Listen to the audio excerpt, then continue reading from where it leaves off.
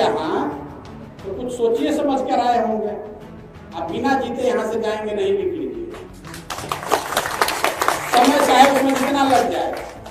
भोजपुरी का वो कहावत है, बज के बुझना, आप बूझ के बजना।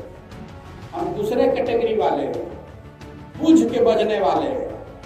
अगर यहाँ आए हैं तो ये समझ बूझ कर आए हैं कि कठिन काम है, करने में समय लगेगा, व्यवस्था बनानी पड़ेगी, संसाधन लगाना पड़ेगा, एक दिन में बात नहीं बनेगी, 2, 4, 5 साल पसीना बहाना पड़ेगा। चुनाव अभी 2025 में है और अभी से बैठ के काहे गाँव घूम रहे हैं? घर परिवार बाल बच्चा सब छोड़ के यहाँ काहे बैठे हुए हैं?